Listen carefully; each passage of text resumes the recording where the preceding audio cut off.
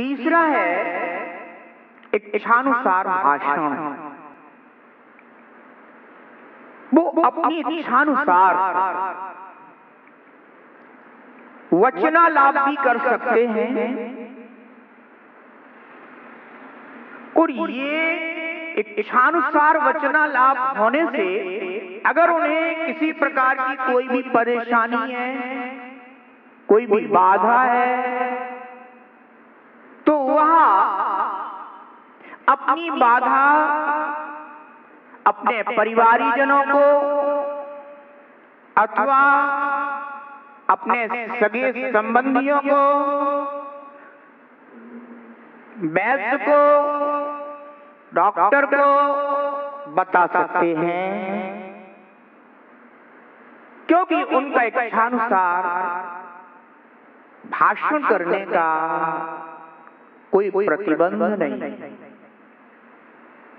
इसलिए आचार्य भगवान यहाँ 3 बातें कह रहे हैं कि इच्छानुसार भोजन, इच्छानुसार भ्रमण और इच्छानुसार भाषण करने से शरीर रोग रहित रहता है।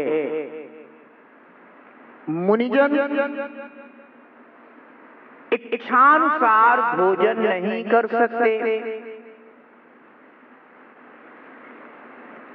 क्यों? क्योंकि आहारचर्या साधुजन की पराधीन है,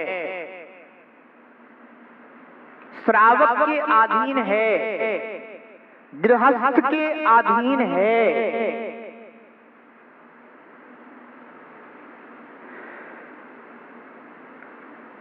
मुनिजन के शरीर तो जैसे आपके शरीर हैं, बिल्कुल वैसे ही मुनिजन के शरीर है, कोई अलग से तो है नहीं।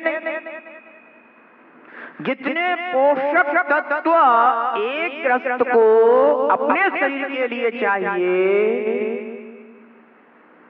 उतने ही वैसे ही पोषक तत्व मुनिजन को भी शरीर स्थिरता के लिए आवश्यक होते हैं।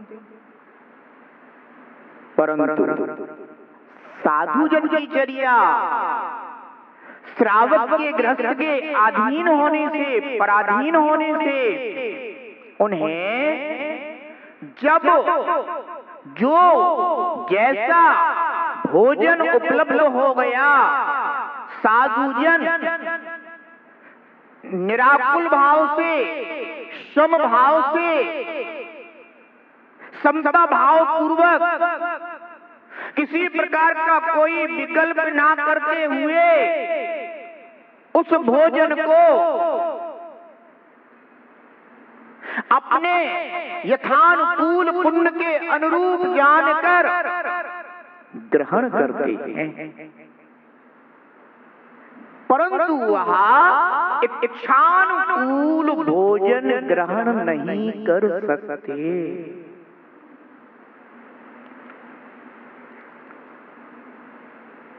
कभी कभी श्रावक का विवेक है,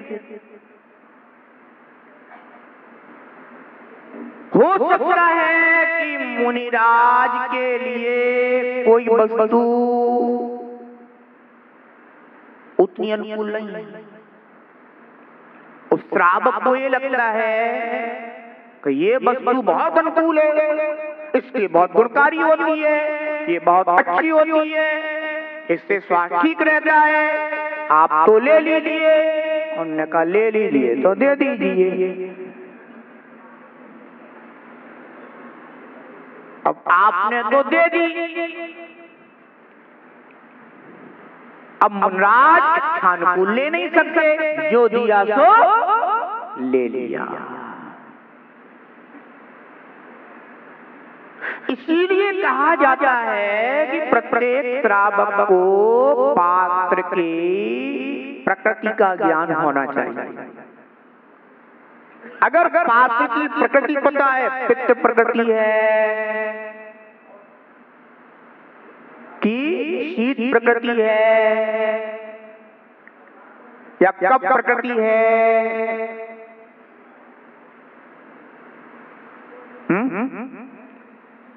अगर प्रकृति का ज्ञान होगा तो उन्हें उनकी प्रकृति के अनुकूल जितना योग्य उन्हें लगता हो उतना ही देना चाहिए। अब कई बार तो ये होता है कि श्रावक अपना आहार देने के लिए जो वस्तु लेकर आया है उसे तो एक ही भाव चल रहा है कि महाराज श्री आप तो इस वस्तु को ले लो,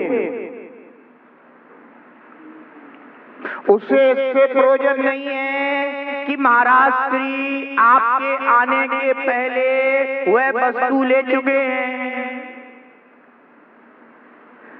वह श्रावक पूछेगा भी नहीं, वहां पर चर्चा भी नहीं करेगा कि कोई वस्तु चली या नहीं चली। महाराज श्री ये वस्तु बहुत अनुकूल है, आप तो ले लीजिए, थोड़ी तो ले लीजिए, हम तो देके ही जाएंगे, प्रसाद बना दीजिए। इतनी दिन भर की साधना कैसे चलेगी, इतना थोड़ा सा आहार लेते हो, वो पूरा 24 घंटे पड़े रहते हैं, हम तो 24 घंटे खाते हैं इत्यादि इत्यादि। वैसे 24 घंटे नहीं खाना चाहिए। अब वो वस्तु पहले चल चुकी थी, अब आपने और चला दी। अब ये बताओ, अगर आपका बेटा होता है, आपका बच्चा होता, तो क्या आप अपने बेटे को इसी तरह से कहते रहते कि हाँ आते जाओ देते जाओ, तुम तो चलाओ तुम तो उसको, या ये कहते कि सुनो बस हो गया है, अब उसने ले लिया है, अब आप रुकिए। विचार करना,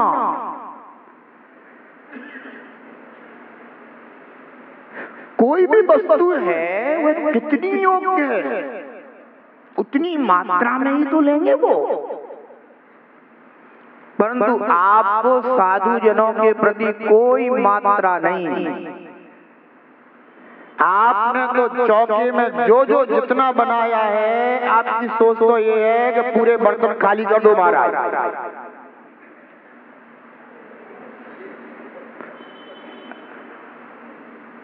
अब विचार करो, साधु है भाई, साधु की भी आचर्या करने की आचार्यों ने चर्या बताई है। उन्होंने कहा कि एक पेट के 4 भाग करने चाहिए, 4 भाग में से एक भाग तो खाली छोड़ना चाहिए, 2 भाग ठोस पदार्थों से भरना चाहिए, एक पदार्थ पेय पदार्थ से भरना चाहिए।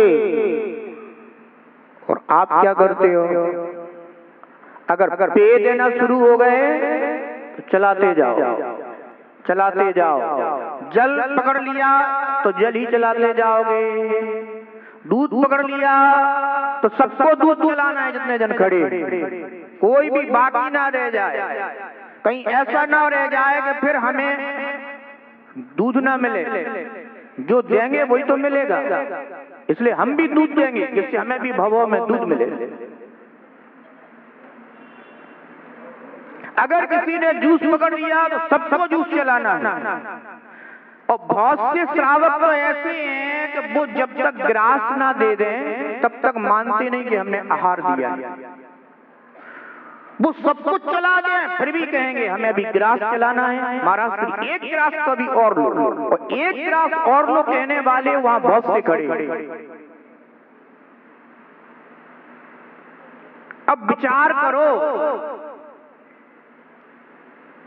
कि साधु जनों को कई बार आप उनने अंजलि बनाई, एक चीज ले रहे थे, आपने तुरंत दूसरी चीज अपनी डाल दी जो आपको चलाना था।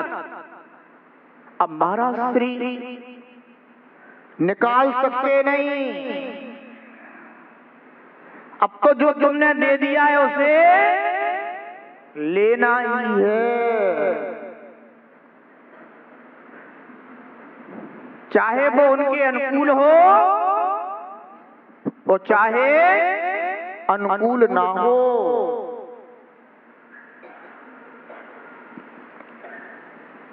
अरे तुम भी तो भोजन करते हो, तुम भी तो अगर इतना तो विचार करते होगे कौन सी चीज तुम कितनी लेते हो।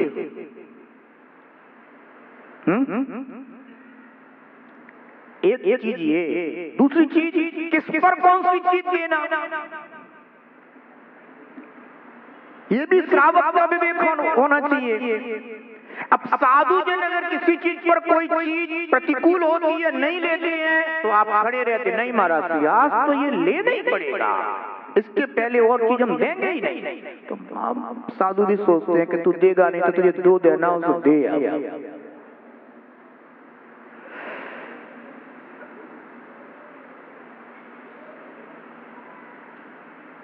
मान लीजिए आपने किसी साधु जन को कोई मीठा दे दिया, इतने में आप कोई श्रावक आया, वो पानी देने के लिए खड़ा हो गया, नहीं महाराज हम तो पानी देंगे आज तो फिर हम जा रहे हैं। अब तुम तो जा रहे हो पर हमें क्यों परेशान करके जा रहे हो। या किसी ने पहले पानी लिया उसके बाद वो मीठा चलाना ही है उनको, तो नहीं आपको ये तो लेना ही पड़ेगा, गर्मी पड़ रही है, मीठा अनुकूल रहता है फलाना। मुझे लगता है कि इतने उपदेश हम नहीं दे पाते जितने उपदेश श्रावक आहारचर्या में देता है,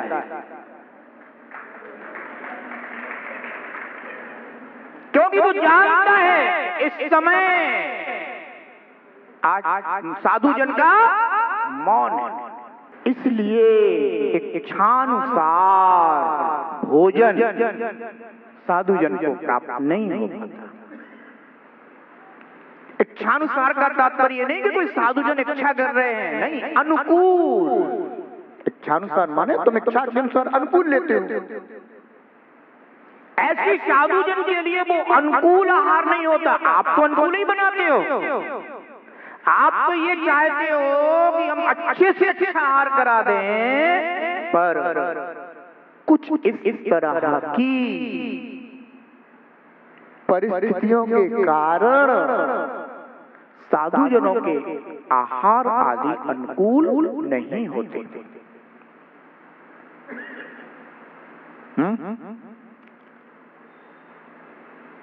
कभी नमक ज्यादा चल रहा है तो कभी नमक का बिल्कुल टोटा पड़ गया है। अब मान लीजिए किसी साधु के अशाता कर्म के उदय से किसी का ब्लड प्रेशर लो हो रहा है। अब उनको क्या चाहिए, उनको तो नमक की मात्रा थोड़ी ज्यादा चाहिए। अब मान लीजिए किसी का ब्लड प्रेशर बढ़ रहा है तो उनको क्या चाहिए, नमक है, घी है, इत्यादि जो चीजें हैं वो थोड़ी अब वो कम चाहिए। और श्रावक तो क्या है, नहीं महाराज श्री 24 घंटे में एक बार आहार कर रहे और वो भी ऐसा नहीं, आप तो अच्छे से लो, है ना, और थोड़ा सा और भी ऊपर से भी ले लो आप। हाँ दे दो तुम तो, जो होगा सो देखा जाएगा। विचार करना, ये शरीर है, शरीर तो रोगों का घर है, और जैसे इसको द्रव्य क्षेत्र काल आदि अनुकूल मिलते हैं, ये उन रोगों को उत्पन्न कर देता है। अब अनुकूल चाहिए, और साधु जन अपनी अनुकूलता बता नहीं सकते। श्रावक अपने विवेक से धर्म चर्चा करते हुए, उनके कुशल क्षेम की चर्चा करते हुए इतना कुशल होता है कि वैसे हर चीज का पता लगा लेता है कि साधुजन की कैसी प्रकृति है, कैसा स्वास्थ्य है ना, कैसा मौसम है, विहार करते हुए आए हैं, उपवास आदि किया हुआ है, इन सब बातों का विवेक होता है।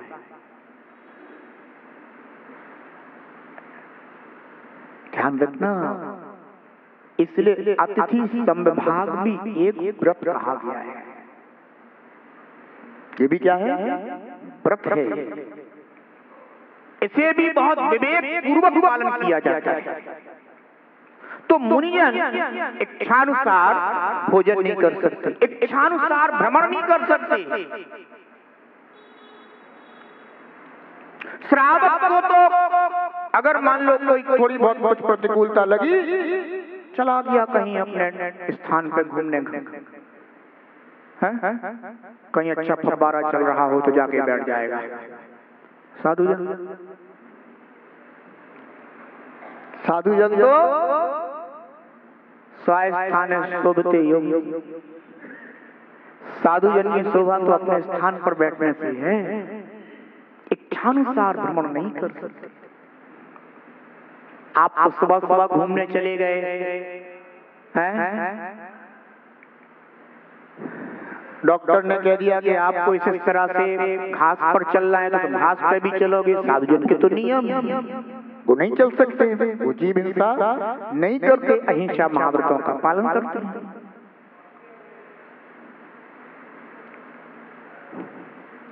एक साधु महाराज रात्रि में छत पर घूम रहे थे।